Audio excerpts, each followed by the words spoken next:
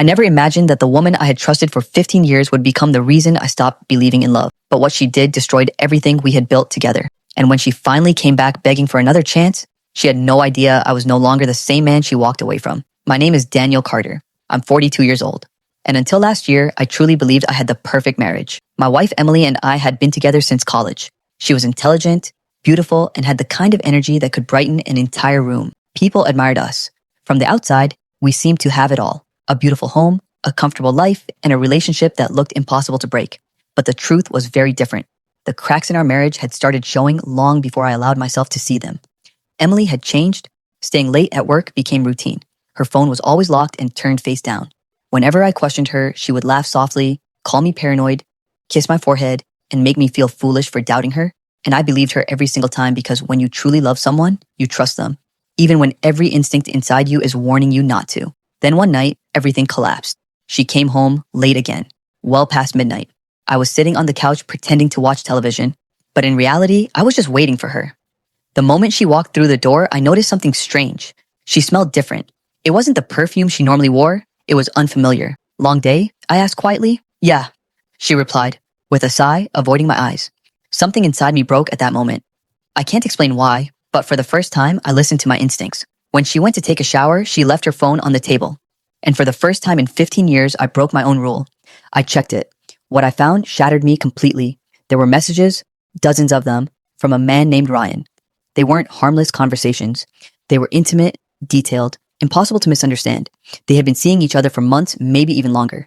There were photos, plans for meeting up, and even cruel jokes about me, about how clueless I was the entire time. My hands started trembling. It felt like my chest was being crushed from the inside. When Emily walked out of the shower, I was still sitting there holding her phone. She froze instantly. For a few seconds, neither of us spoke. Then I asked the only question that mattered. How long? She didn't even try to deny it. 6 months? She whispered. 6 months?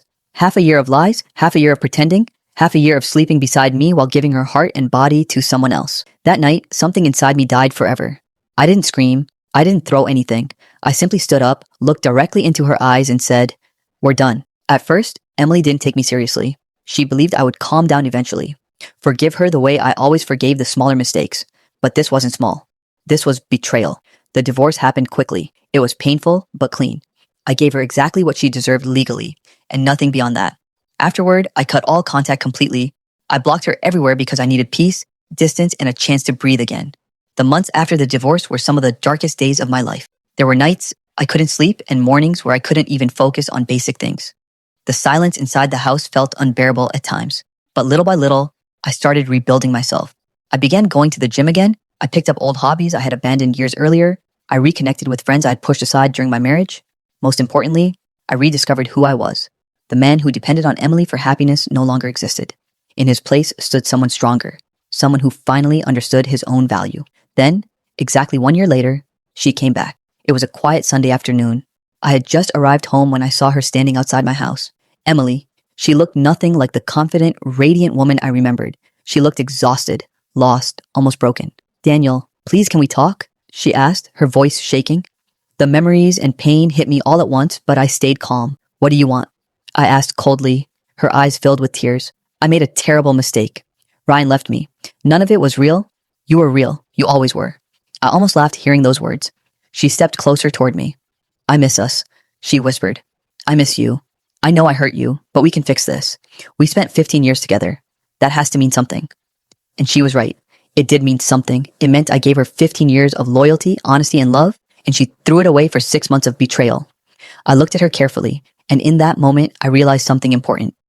I didn't love her anymore. "I forgave you a long time ago," I said softly.